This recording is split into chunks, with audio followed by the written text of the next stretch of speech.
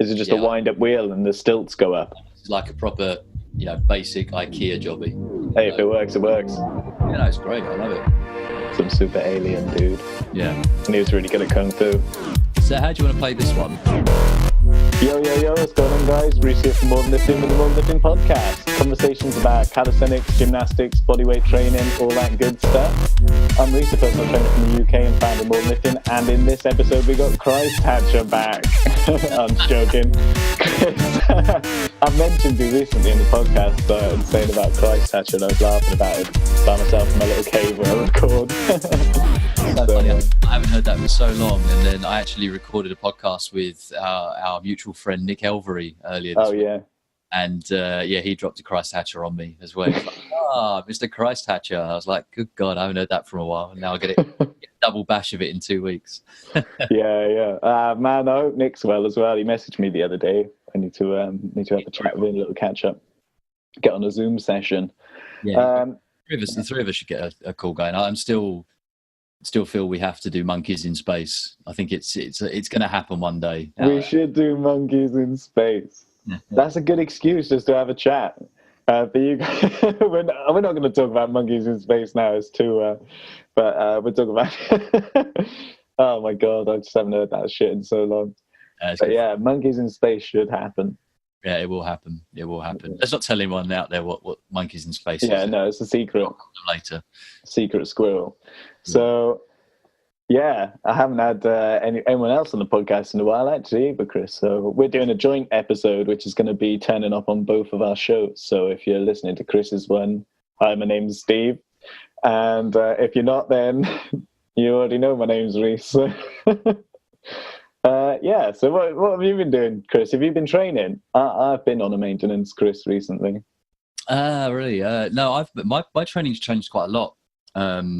So I think I hit 35, and I started thinking a lot more about generally conditioning my body for life and making sure that, there was as much work being done on preventative measures, i.e., conditioning, key joints, particularly shoulders, hips, spinal column, to withstand, slightly more arduous bouts of, intense training, whether that's in the gym or whether that's doing events and things like that.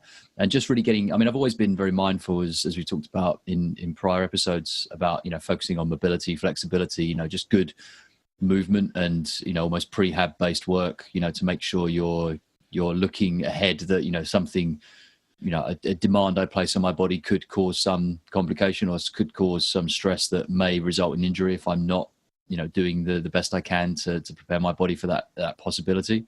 So a lot of that sort of work in place. I've moved away from I still do, deadlifts, squats, large compound movements, but I get a lot more pleasure now from working on a lot of unilateral work, particularly my lower body. So lunges, split squats, single leg deadlifts, balance based work, unilateral coordination and strength versus, just kind of lifting as much as I can with the bar. I'm sure I will get a point where I kind of just have, I get it now, actually. I just need to go and deadlift and squat, but it's not something I really program for. It's something I do because I get in the gym and I think, you know what, I just fancy doing a squat or a deadlift today. I fancy lifting something heavy. I feel like I've got the energy and my body feels good, and why not give it a go? But the stuff that I program for myself, like I say, it's a lot more single leg, single arm work even as well, trying to really just balance up, and going back to what I said just before about, trying to prepare for things, is just making sure I'm a little bit more balanced across both sides of the body. That's it really. So training is as it always has been, just kind of focused on developing good movement. As little as possible and stretching. But recently as well, I kind of got back into running again. I play football still, but as I am, as of this podcast, getting married next week, I haven't played football yet this season, apart from pre-season, just because I didn't want to take the risk of breaking a leg or twisting an ankle or doing something silly and walking down the aisle in a moon boot or with a set of crutches. So I haven't played. So that's kind of forced me to look at other ways of improving cardio and keeping that energy up in my training. So a bit more running, a few more sprints, a bit more time on the rower, on the battle ropes. So it's been good. I'm enjoying it. That's the key thing. Training is varied and balanced and a lot of fun. How about you? Well, just thinking about what you were saying quickly, because I'm a bit embarrassed about my training situation at the minute. I've got a big uphill climb facing me. I'll tell you about that in a sec. But like when I used to do weights, obviously you're doing Bulgarian split squats, aren't you? Because they're like the best. Yeah, They're so much fun. They're a favourite worst exercise. They're the one Yeah, I know. but they're quite satisfying. Yeah, they do make you feel like a beast afterwards. I used to love doing them. And other ones, I used to do like compound moves. I'd have like just dumbbells, and then I'd do like an overhead press. Do you know what I mean? Just one side at a time. Just be like, like you do hammer curls. So you like hammer curl and then turn and press. Do you know what I mean? I don't know what the exercise is called. If it's got a name.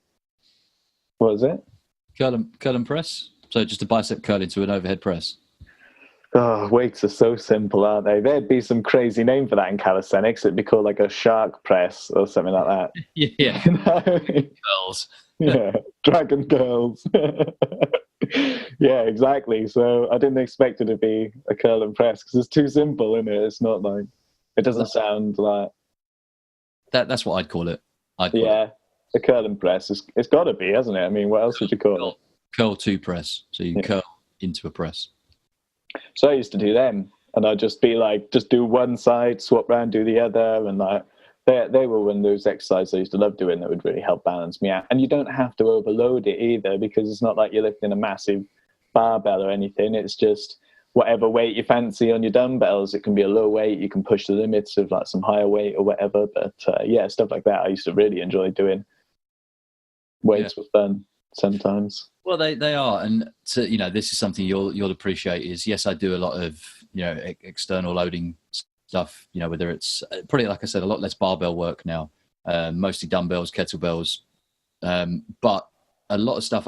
Very little press work with weights. So I do a little bit of incline dumbbell pressing for my chest because the body likes angles, and that it's a bit easier to do that optimally with my level of ability. Anyway.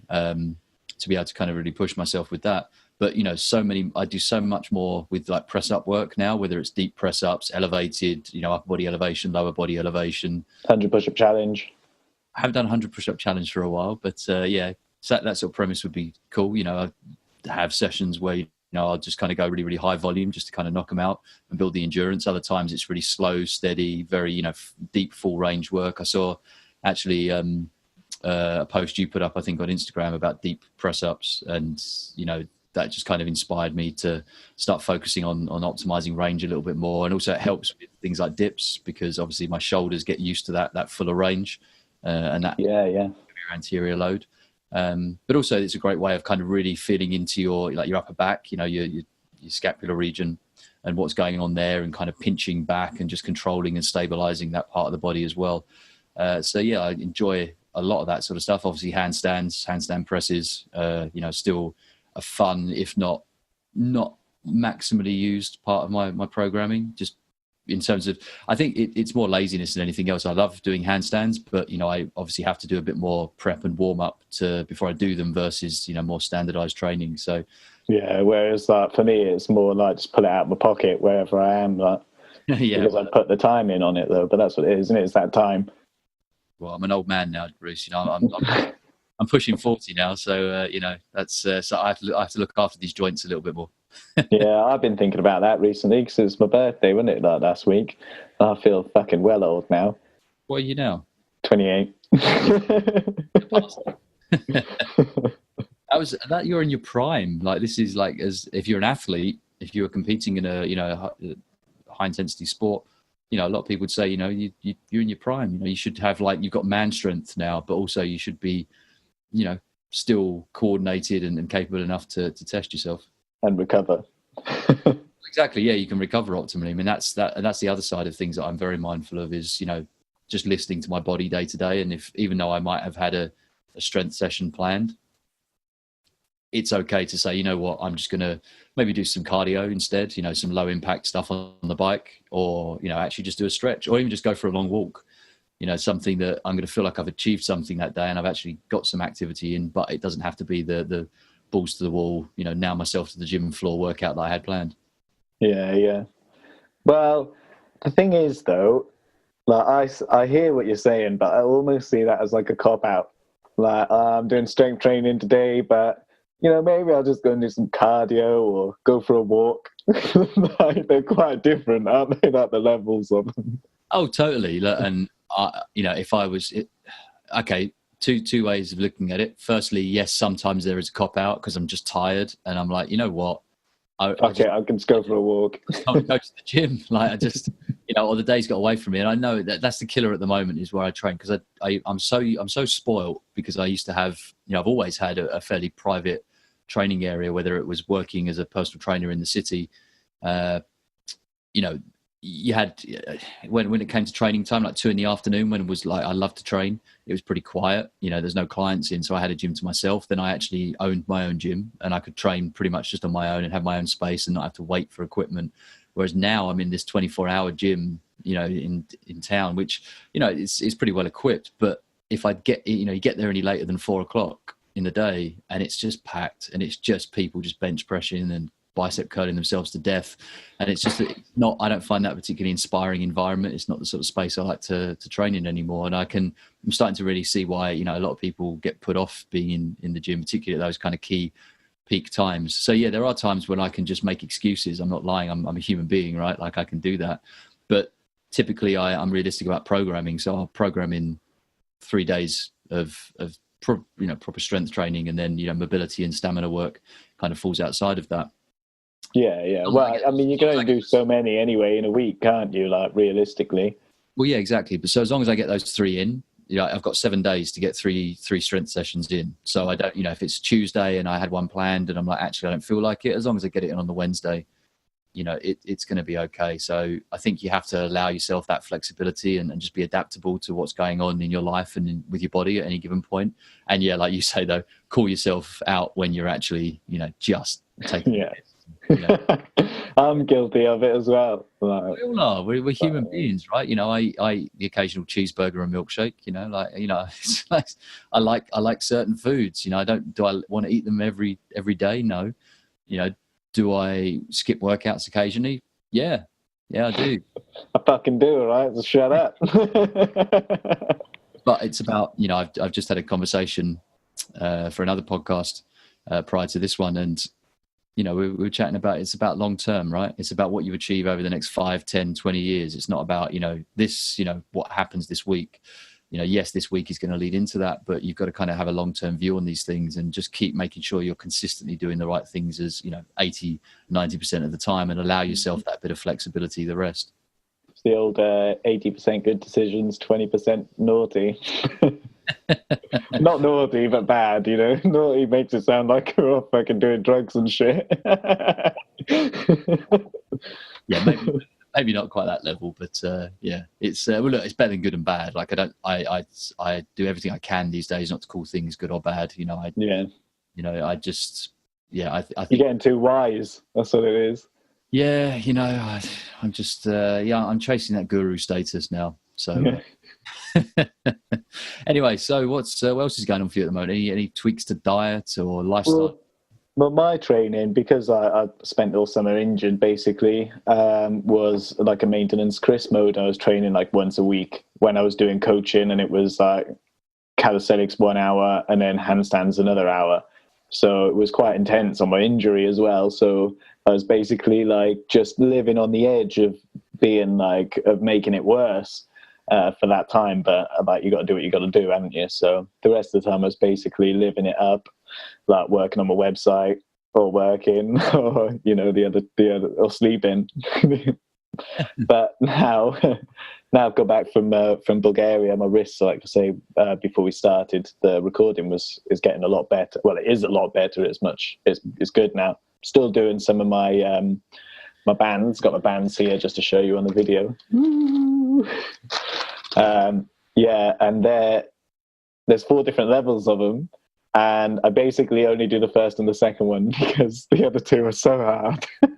That is crazy. So for anyone listening, what are you talking about? The bands? I'm talking about those. They're like they're to train your extensors in your hand, because everyone trains their grip strength holding on to weights or pull-up bars or whatever in my case. And so you train closing your hand loads, but you don't really train opening, like the extensors, which extend your little fingers, you know. And exactly. So I injured them because I'd created this imbalance, and then like I was doing hollow backs, and then it just went doink. So basically I've got these, they're like elastic bands with hula hoops stuck on the inside, and you stick your fingers in the hula hoops, just like when you were a kid, and then you try and open the elastic band with your fingers, trying to keep a neutral wrist the whole time. So I've been like training at first, I was like holding my wrist still because it's really confusing. Where if you just sit there and try and open your hand, you'll notice your hand kind of goes down a little bit. Like I was exaggerating it then, but like your hand moves as well, and you got to try and keep that still and like just move your fingers. So you're going like, oh, it's really, you have to do it really slow, but it has really helped. I've been doing both hands because you never know, I might hurt my left hand as well. And yeah, now I've kind of got through that. I'm still doing those, like I say, but now I'm back into a strength cycle, which we all know and love. And basically I'm chasing the exercises for the end of the year for the 100 push-up challenge, because I've had so long where I haven't been training. I'm like, I've lost loads of weight. Well, not loads of weight, but I've lost weight that was like big slabs of meat before. Now I'm like a snivelly old stick man. Well, I'm not, but you know, it's like you stop training and then after like 2 months you just feel pathetic, don't you?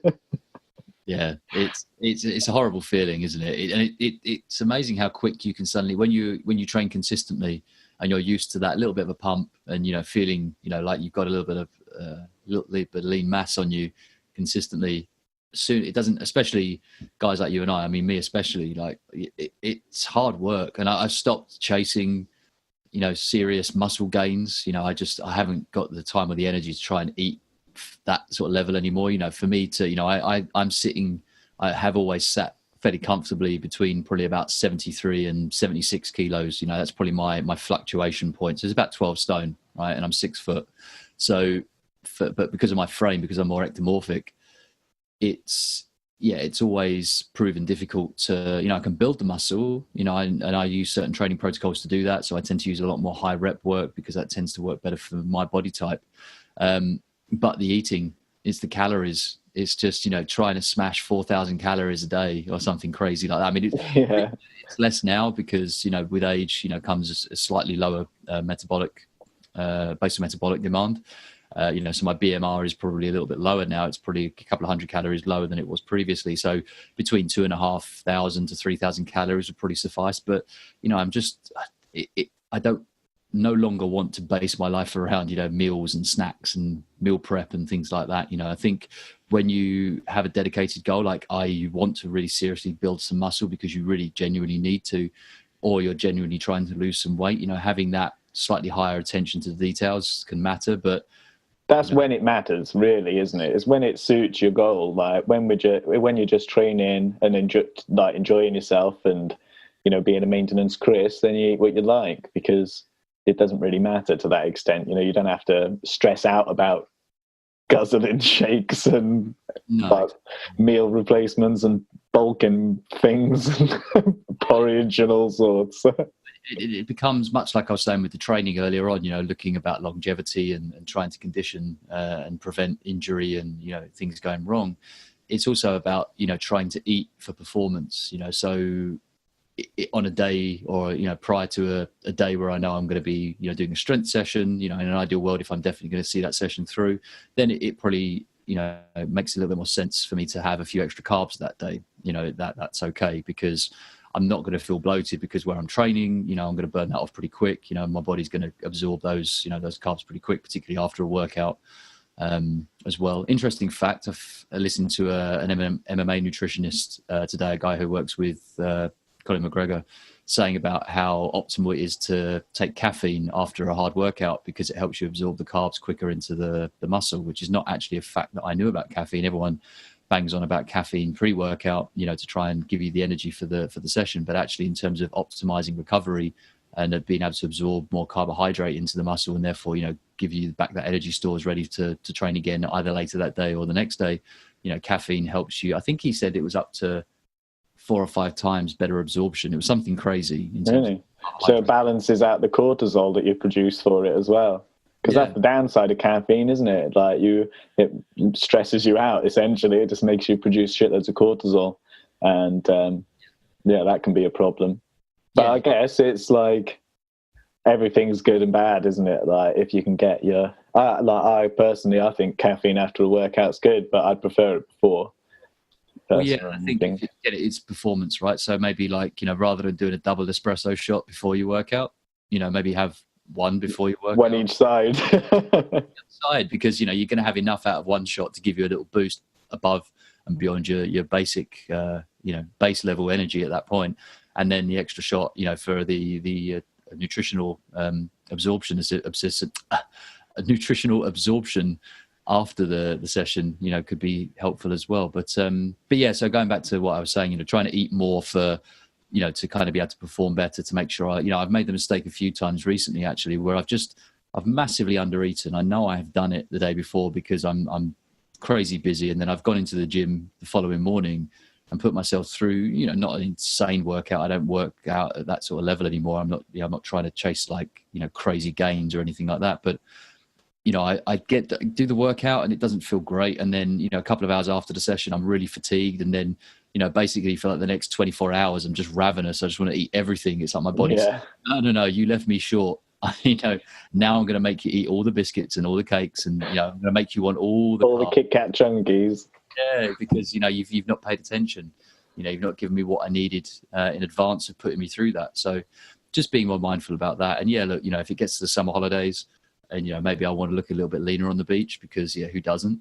So but then it's only like 28 days in it. It's not really, because of how you maintain yourself anyway. It's not like you have to do some big 12-week shred program to trim off all the fat. It's like tweak your workouts a little bit. In a month, you'll be golden, So and this is where the whole long-term view of things comes into play, to get yourself to a point, obviously, I'm talking now, 20 years of training and being in the gym and trying different things and, getting my body to this kind of, relatively easy to manage baseline that it currently lives. But, I think everyone can learn from that to some extent that, okay, in the short term, you maybe need to apply that a little bit more attention to detail and be a little bit more focused on the small things. And again, everyone responds differently to different methodologies and ways of achieving a goal. But, you need to just be a little bit more focused. And, I don't like to use the word discipline too much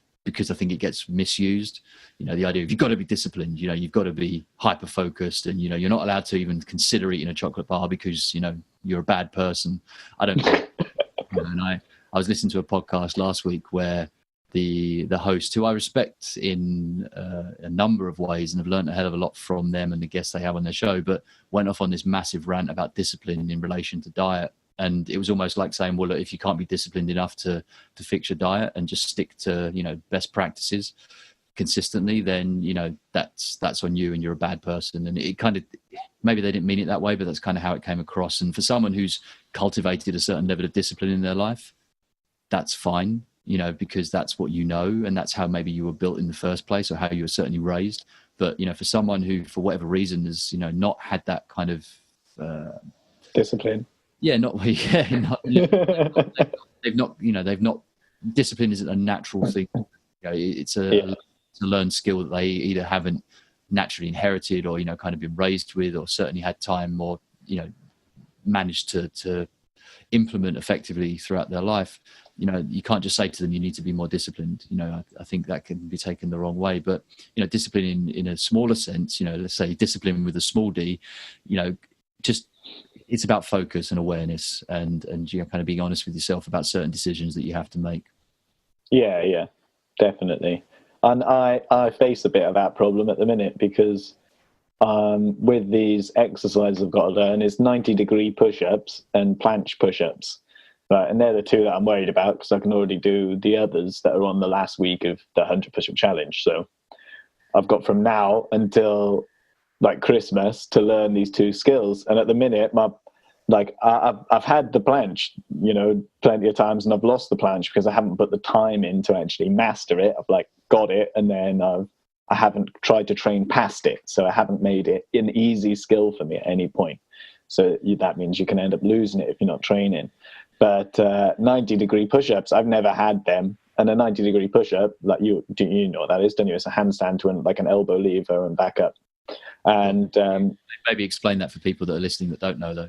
Oh yeah, sorry. So a 90-degree push-up is like a handstand push-up, but instead of just coming down vertically and then pushing back up, you come down and then you turn so your body's horizontal. Yeah, off the ground still with your arms bent, which is a position called an elbow lever, or sometimes in gymnastics they call it a bent arm planche, but it's like an elbow lever. And so that's one skill that I've got to learn. And the other one is planche push-ups, which a planche is like a horizontal handstand and then do push-ups, like horizontal, holding your body off the ground the whole time. So they're two very advanced, like very technical skills, and they take a lot of training individually just to be able to do a handstand or an elbow lever or a planche. And so I need to have 2 cycles of training to be able to acquire these skills. I've got to get stronger than I am now because those skills aren't tip-top. And then I've got to develop those skills once I build my strength a bit. And obviously there's a bit of crossover, like you can train skills while you're training strength and vice versa. But ultimately, to get the results you want, you have to focus. So we do cycles, as you already know, Chris. We do cycles of strength and skill with a little deload in the middle. But I'm quite short for time. And sorry, I'm trying to find this picture for you. I'm quite short for time. And my planche currently...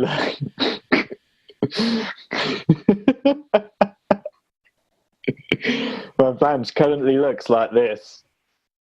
Oh, okay. Well, it's better than my planche. I know, but like when you've had the planche and once your legs go below horizontal, like it's abysmal, you know. So like they are extended out, but it like my bum's too high, my legs are like sticking out at about 45 degrees. So like I've got 45 degrees of like leg lift, and to counter that, forward lean. So that's wrist strength and stability, like downwards lever, like leverage from my shoulders, and like there's loads of little technical things going on. And then I've got to learn push-ups. And the biggest pain in the ass, right, isn't even all of that stuff, or that I'm short for time. It's the fact that I've got to do 20 reps of each. So it's not even just learning skills and then building the strength and then mastering the skill in time for that, like the next 11 weeks or whatever it is.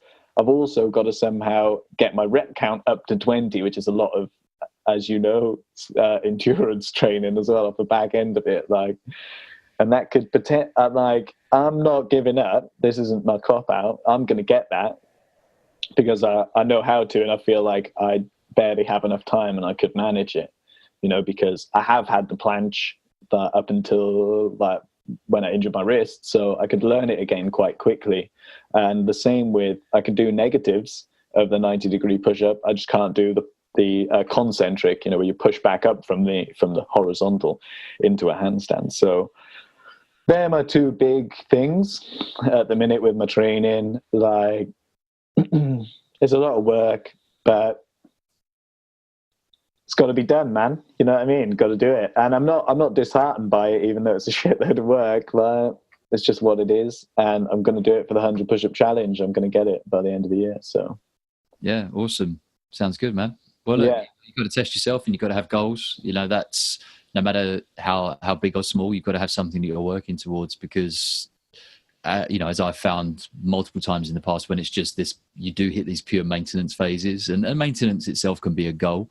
You know, it can be something. Well, it can though, right? So if you've got a period of time, so again, using my example right now, you know, for the rest of this week and next week, I'm not, you know, trying to make any great shakes with my training because I've got, you know, I'm getting married next week and I'm going to be away for 2 weeks on honeymoon, and you know, just a lot of things going on. A lot of stress, a lot of busyness. I wouldn't even say stress, but yes, busyness. You know, there's a lot going on. Got to make sure, you know, work things are in place for when I go away, so I'm not worrying about that while I'm sat on a beach.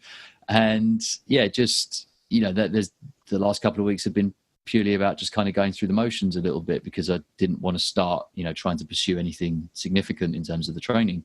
And other times in life where it's, you know, just more important that you just do something rather than worrying about achieving some massive goal. But certainly, as you said before, you know, training cycles, we call it periodization, at points throughout the year, you have to be working towards or trying to find, at least a certain number of key points or key goals that you're working towards at any given time, because, that's what's going to keep you motivated. Because, maintenance phases can be fine for a certain amount of time, just getting into the gym, going through the motions.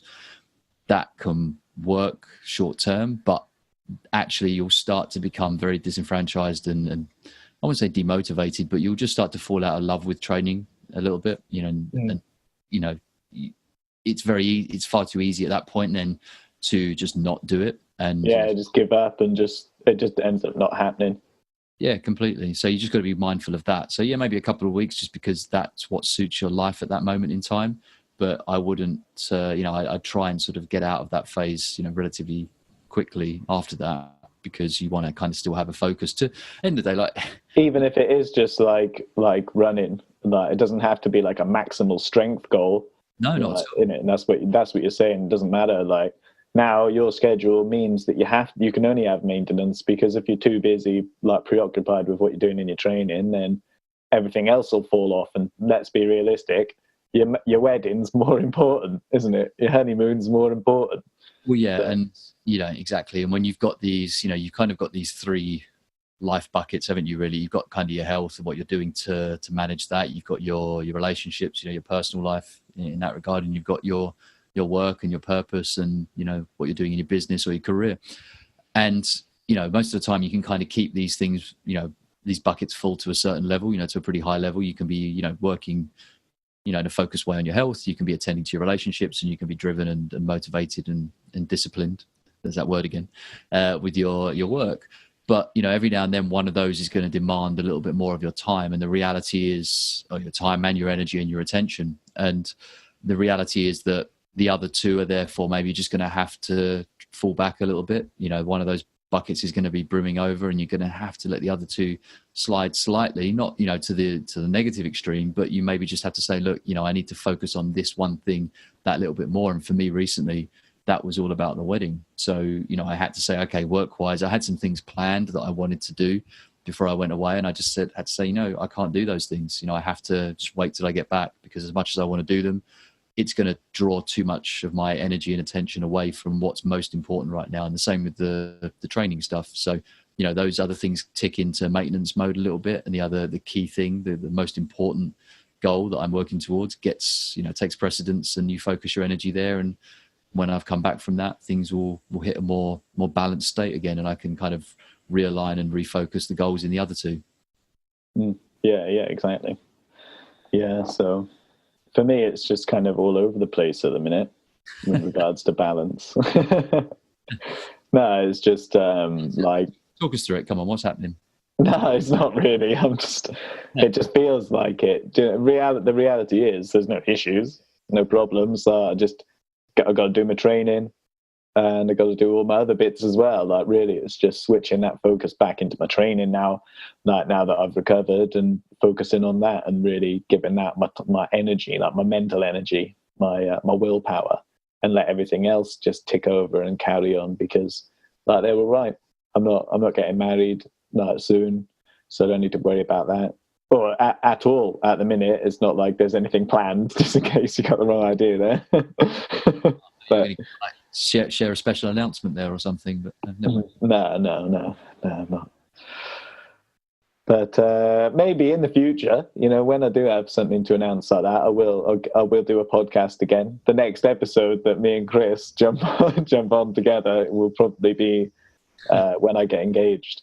Well, yeah, I was going to say, the way we've spaced these out up until now, it's it quite possibly could be, couldn't it? Really? Yeah. Well, actually, we did an episode in like Christmas last year, wasn't it? So it's only been like 10 months when you left the podcast. It's only been then since I've been doing it myself. Oh yeah, for anyone who didn't know, by the way, Chris is the old co-host of the More Than Lifting podcast. He used to be on it with me all the time. And that's where all my shit jokes came from, really. And rock, paper, scissors. Yeah, we'll have to have rock, paper, scissors for a finish. Yeah, we'll do it today, just for funsies. But yeah, I've been practicing, so that's one bit that I haven't let slip into maintenance mode. My strategies for rock, paper, scissors are unprecedented. They're actually infamous in South London. Really? They're like, rock, paper, scissors, are you that Welsh guy? And I'm like, yeah. And they're like, nah, I ain't playing with you, mate. Yeah, I've heard about you. Yeah.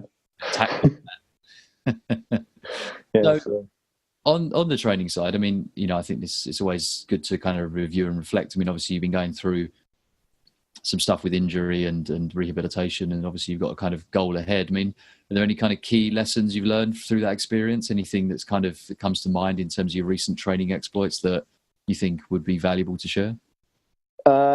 Yeah, think about your extensors. Don't just train your grip strength. Think about that imbalance, because it's one part of your body that you don't really think about a lot, even with something that's quite heavy on your wrists and wrist mobility and conditioning like calisthenics and gymnastics. Even then, you're still not thinking, oh, is my grip strength balanced? Because literally grip strength is one side. So what do you call your extensor strength, So get these little hula hoop bands. They're really good. You don't need to get shitloads or spend a lot of money. They're like £3 or something on Amazon. And just get the lowest level one, because it's going to be super hard anyway. And really, it's just first starting to work that. That's really important. I'd never done any extensor training before. Now I see the importance of that.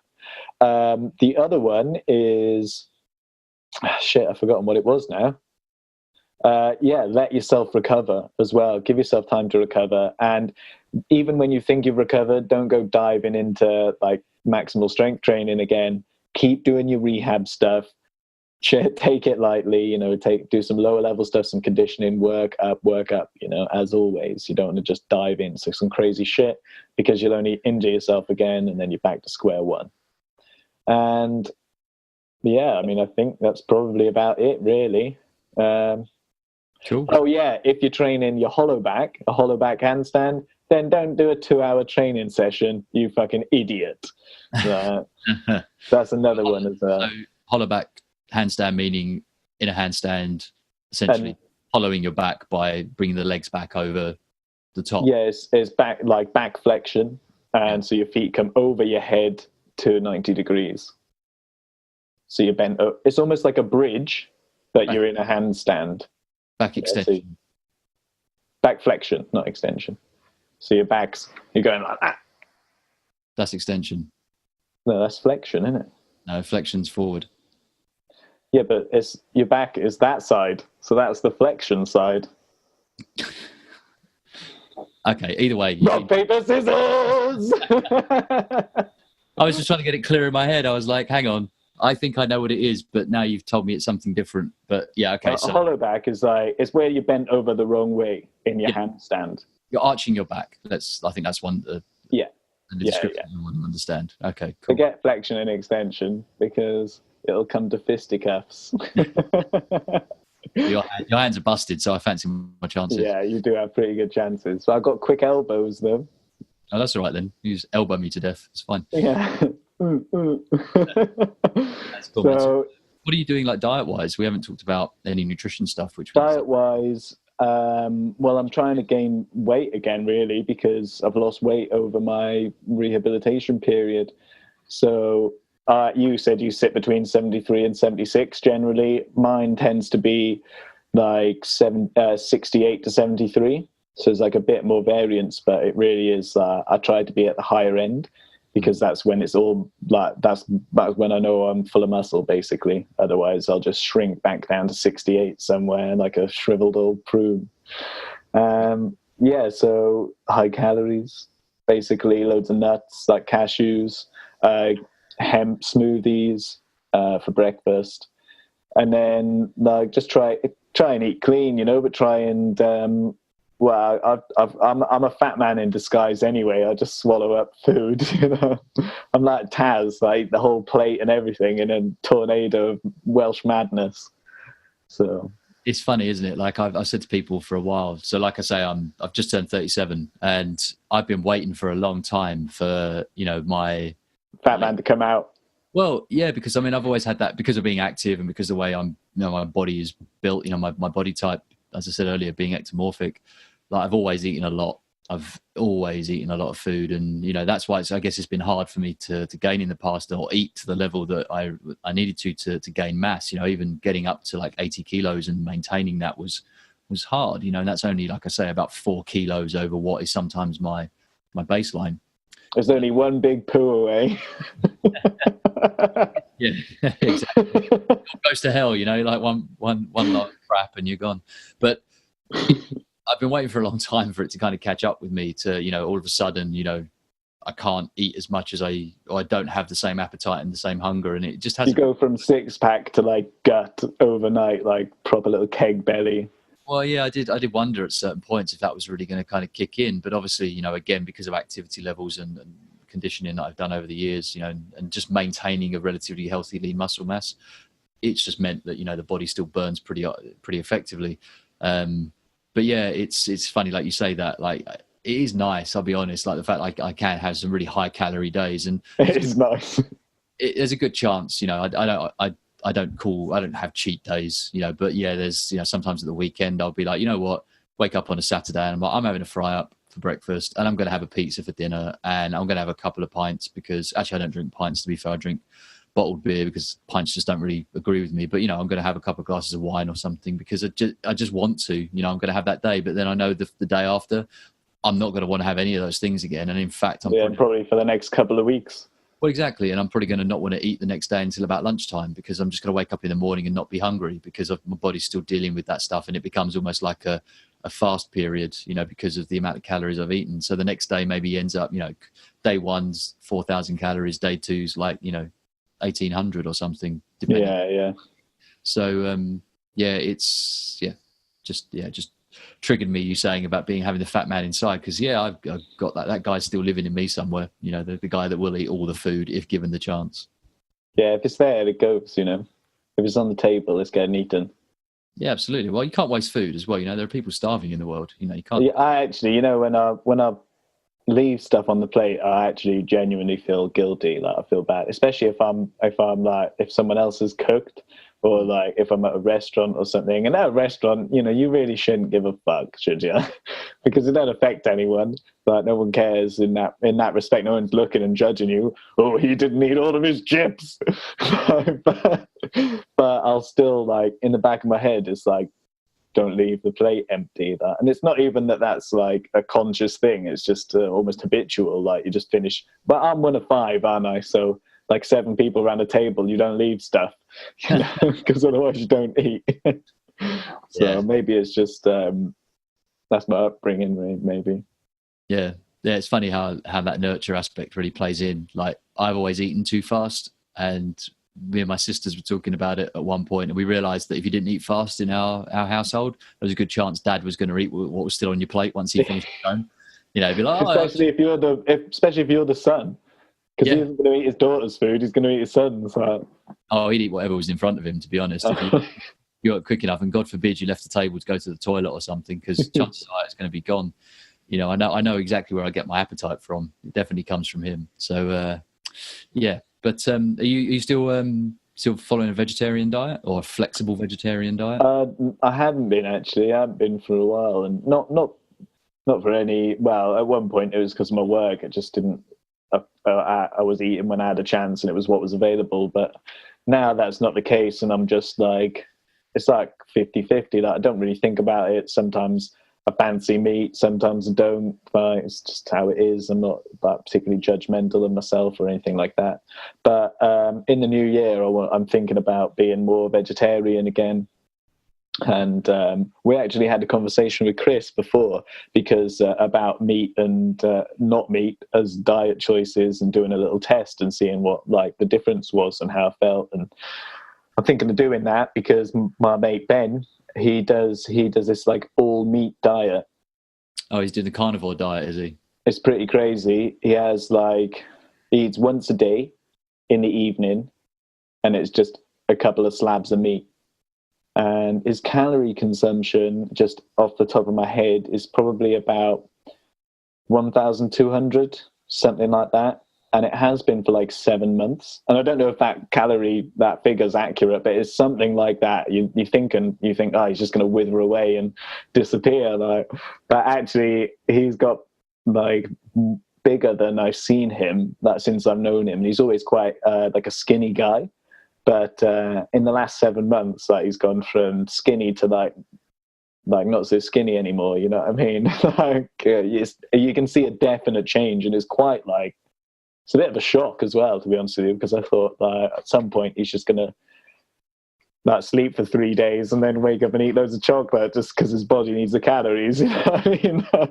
It's a really interesting one. So there's, I've listened to some really interesting conversations about the carnivore diet, and read some stuff on it, which is it's the new kid on the block as far as diets go, and it's certainly, like a lot of things, I see some part of it being a bit of a rebellion against the vegan diet. It's like a reaction thing. Yeah. Like transgenderism.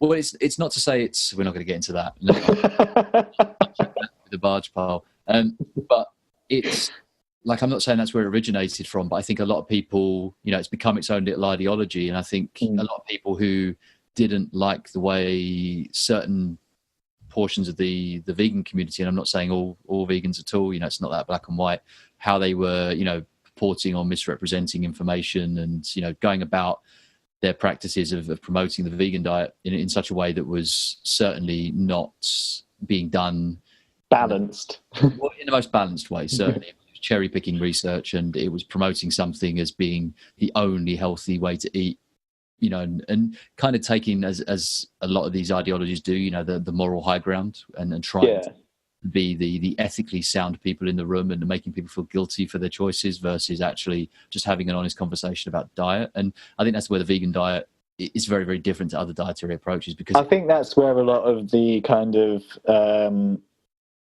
like prejudices against veganism come from as well, though. It's not just all the vegans being like snotty, but it's also everyone else going, oh, vegans, what a bunch of weirdos. It's kind of both sides of the spectrum, and because everyone's a little bit biased, or especially like veganism's, like you're saying, is quite biased. Everyone else's reaction is like more extreme based on that.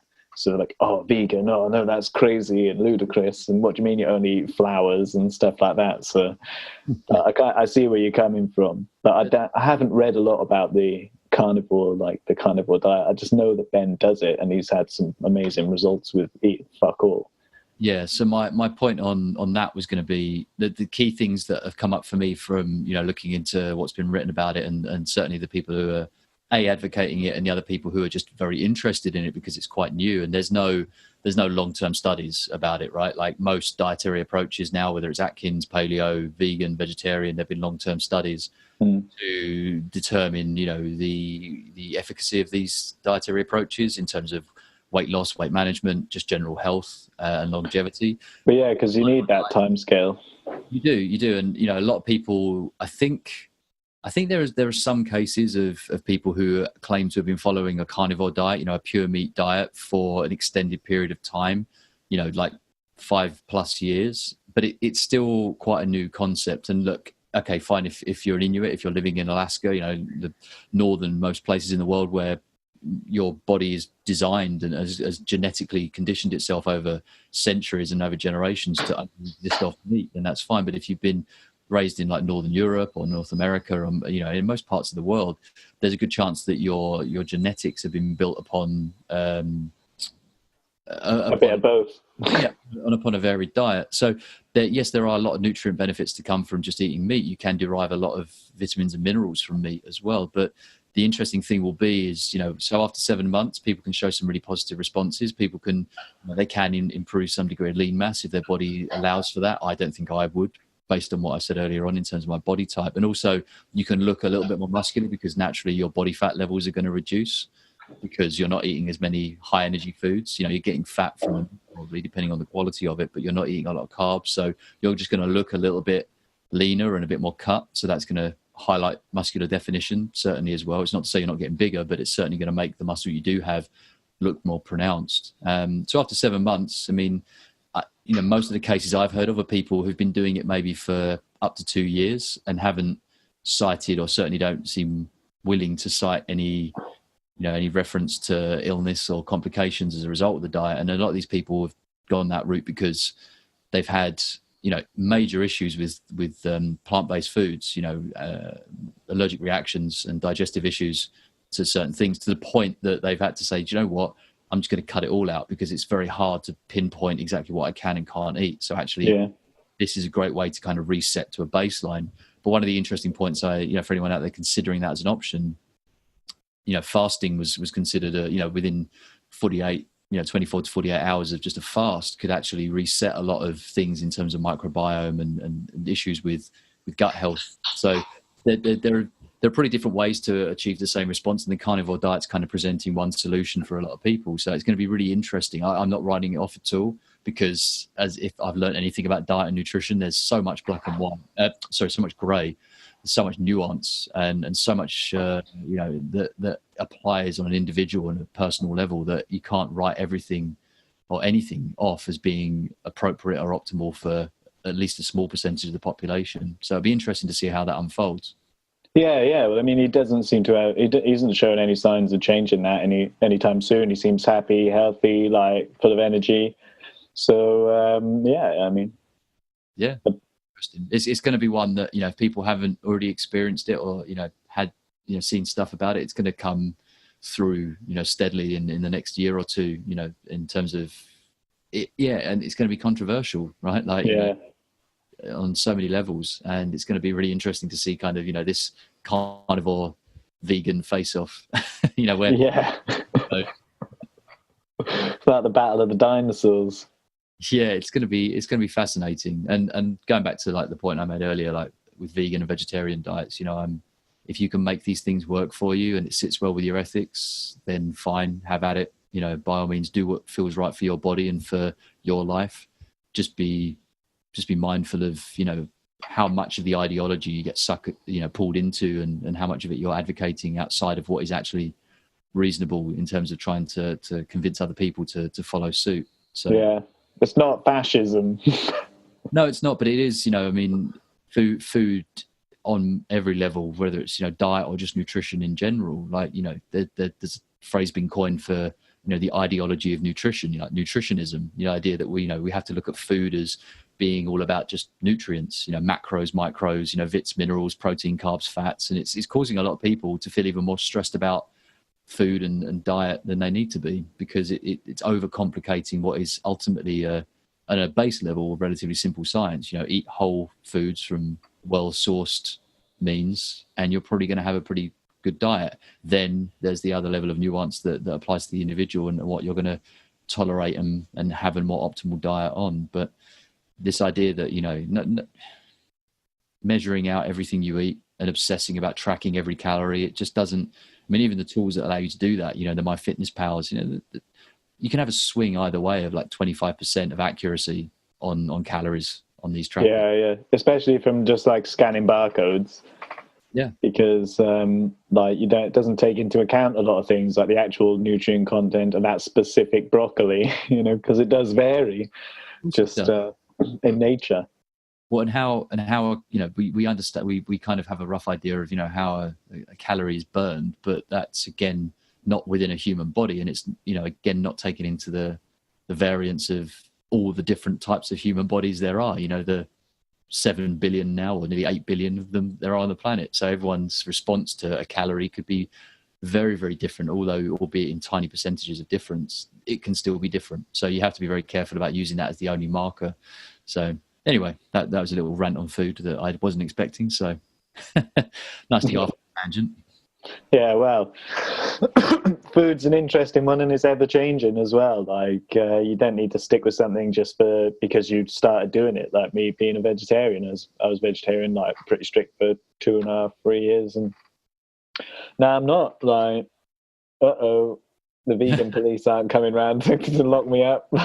Just like if I fancy doing weights one day, then I might do some weights. Calisthenics police, they're not a problem either. I've been bribing them for years. So. Well, it's like anything, right? Like if you want to, what's the big vegan thing? It's veganuary, isn't it? Which is, it's quite. I find the name just quite funny. Trying to really shoot. Is that like January? Be vegan for January? vegan in January. Like, you know, you Fucking hell. I think they have like vegan helplines now as well. And, you know, if someone... What, they're like, help, I'm a vegan, help me. it was, no, obviously, like if you want to transition, right, you want to stop eating meat, but you don't know how. And again, fine. You know, if you want to do that, you know, by all means have at it. And if you want to just try not eating animal produce for the month of January, just to see what it's like. And then as a result of that, maybe eating less processed meat and bad quality animal produce and dairy and what other things, you know, moving forward, you know, just bringing, more importantly, you know, the ultimate message, bring more plants into your life, because we all know that for the most part, obviously this carnivore diet is trying to sort of fly in the face of that. Lettuce in a burger doesn't count. No, exactly. But what we do know is, and this is one of the things that got raised about the carnivore diet, is, you know, there's so many things in the vegetables and the salad and the fruit and that you will eat with meat that offset any negative impact that meat or that animal produce could have. So it's not to say that the meat is bad. It's just there are a lot of good things about it. But like with most food, you know, same with plants, right? So you can get a certain nutrient quality from plants, but there can be things that irritate the gut lining and cause digestive problems, even on a low level. Yeah. Just because you add asparagus and there's that one little thing in asparagus that tickles your bits for some reason. Doesn't mean don't eat asparagus. Just manage the quantities and the frequency that you're having it. Or just have a different green vegetable, like, but it's how you work that out, isn't it? How do you know that it's asparagus that's giving you that problem? Like, I don't even know if asparagus does, to be honest with you, Chris. It might not even cause problems for people. I'm sure someone somewhere has an issue with asparagus, you know. Maybe they sat on one accidentally once. Yeah, accidentally. Vegan for life. Yeah, I think it's you know, one of those key things is, so with the carnivore diet, you know, this nutritionist or dietitian, I can't remember which, but raised the point of, you know, there's a lot to be said for having a slab of, you know, lean, well cut, grass fed steak, because there's a huge degree of nutritional value to that. But there can be, again, depending on the individual and how your body processes that food, there can be things about it that are less positive. But what can offset that negative impact can be the nutrient qualities of, say, broccoli stems or asparagus or even lettuce, or, you know, some sort of or other green cruciferous vegetables that can help you to have retain all the benefits from eating the meat without the risk factors that can be associated with it. And then on top of that, you get all the nutritional value of the cruciferous, the green vegetables as well. So it's, you know, having that balanced approach is so key. And I think that's one of the great things about vegetarianism, veganism, you know, is just trying to get people thinking about eating more broadly and a higher range of nutrients across their diet. Why not? You know, if we can, rather than obsessing about the subtractive, about, you know, well, we've got to take this out of the diet. It's like, well, let's just put more really healthful and healing stuff in, and then the other stuff shouldn't be as much of an issue. Just make some kind of voodoo potion. A couple of dandelions, couple of thistles, couple of orc's blood. That's it, done. Orc's blood vegan, is it? Okay. No, it's a flower. Okay. Yeah. No idea. Look, it's been a pleasure chatting, but I've got a feeling we might need to wrap this up because it's been a while. We tend to. Someone's come and turned the bloody washing machine on as well. Shocking. So. Do they not know that, you know, you're a high quality podcast here? I'm trying. But it was really good to speak to you, mate. It's really good to have a chat. We should definitely do this like next month, not like next year sometime. Yeah, well, I want to get a bit more consistent with my podcast releases, so it'd be great to do that. And like we say, we can just do a joint episode whenever we feel like, and we've got something to catch up on. Yeah, sure. I'll well, if I don't speak to you before, enjoy your wedding. Congratulations in advance. Thank you. And obviously to your soon-to-be wife as well. A smashing honeymoon. Thank you very much, man. Let's come on, rock, paper, scissors for the finish. Oh, yeah. Rock, paper, scissors. Right, after 3, 4. 3. Okay, right, we'll start again. After 3, 4. 1, 2, 3. What, we go scissors? Waste. Oh. All right, we got to be quicker with this. There's a bit of a lag, so you have to preempt my 1, 2, 3 and be like a millisecond ahead. Ready? 1, 2, 3. Yes, I've done it! Scissors! Smashed it. That was pretty good, though. We were in sync on my end. Yeah, that was quite good. But yeah, your record of success is retained. Yeah, I don't know what the scores are, but they were in my favour, if I remember correctly. 70,000 to 2, I think. I did give you some. Something shocking. Cool. Well, look, man, it's been a pleasure. And yeah, we will definitely do this again very soon and more frequently, I think, because it's too much fun not to. No, I know. Yeah, it's so boring doing the podcast by myself because like there's no back and forth, so it's just me like saying things. You know what I mean? It's like 20 minutes of verbal diarrhea, and I'm like, right, I've rambled, and I'll see you later. And then it's another one. So it's nice just to have someone else's voice in for everyone who's listening as well, and not just for my own sake and sanity. But well, I'll wrap it up quick, and then you've got to carry on. You've got to stay here while I do that, haven't you? So it doesn't cut out my recording. So I'll just be quick. Go for it. Chris, have a good one, mate. As for everyone else, if you like what you heard, give us a like, subscribe, honest 5-star rating and review. Wink, wink. If you want to reach out to me with any questions, go to at More Than Lifting everywhere. Instagram's best. Or if you want to speak to Chris Thatcher / Christ Hatcher, where's the best place to go to see you now, mate? The Facebook group? Best place to find me is if you just go to neofit.uk. So that's neofit.uk, or you can find me on social media as either Coach Thatch or as NeoFit UK. Awesome. That was very professional. Mine comes out as a mess usually, and then I start laughing. Sorry, I missed that. I said I've done this a few times now, so. Oh yeah. You know what? I've almost done 100 episodes. You've done more than me. I went on a massive hiatus for a while, so this is the relaunch. This is about the third time I've relaunched the podcast, I think. So. This year. Anyway, I'll catch up with you guys in the next episode. Go check out Chris. Like, he's only joking about the podcast. The rest of his stuff is on point, and he's very disciplined with it. With a small D. Yeah, with a small D. Otherwise I'll catch you in the next one, and I'll speak to you. Keep in touch with yourself, Chris, and I'll speak to you soon. Cool. Cheers, man.